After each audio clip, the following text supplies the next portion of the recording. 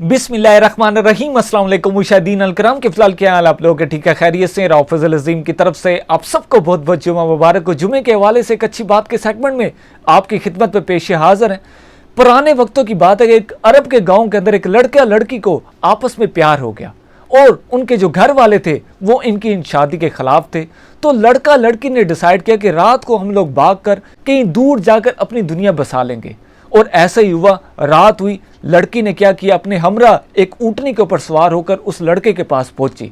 जब वो उस लड़के के पास पहुंची, आते साथ उस लड़के को उस लड़की ने कहा कि तुम ऐसे करना, जब हम लोग नदी पार कर रहे होंगे तो इस ऊँटनी को जोर जोर से पीछे से मारते रहना, और जब नदी पार हो जाएगी उसके बाद तुम भी इस ऊँटनी के ऊपर सवार हो जाना और हम लोग इंशाल्लाह बहुत दूर इस गाँव से निकल जाएंगे। तो लड़के ने पहले लड़की से सवाल किया कि इस ऊँटनी को नदी के पास ही क्यों आके मारना है। तो उस लड़की ने कहा कि मैं इस ऊँटनी को जानती हूँ, इसका जो बाप था वो भी नदी के बीच में जाकर बैठ जाता था, मारने पीटने के बावजूद वो उठता नहीं था, और ये ऊँटनी भी इसी तरह ही करती है।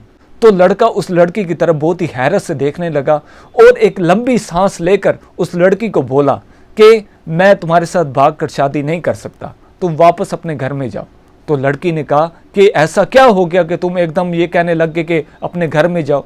तो उस लड़के ने कहा, जैसे ये ऊँटनी अपने बाप के ऊपर गई है, कल को मेरी औलाद होगी, मेरी बेटी होगी, और वो भी मेरी तरह किसी के साथ भागकर शादी कर लेगी तो मेरे पर क्या बीतेगी। तो बात कहने की यह है कि टिट फॉर टाट, जैसी करनी वैसी भरनी। हमेशा शादी में अपने माँ बाप की रजामंदी होना लाजमी है, और उन माँ बाप को भी हम लोग कहेंगे कि अगर लड़का लड़की आपस में मोहब्बत कर भी लें तो एक चांस लाजमी दें, जाके देखें परखें, अगर ठीक लगे तो लाजमी उनकी आपस में शादी करवाएं।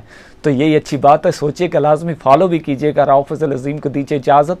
अल्लाह हाफिज़।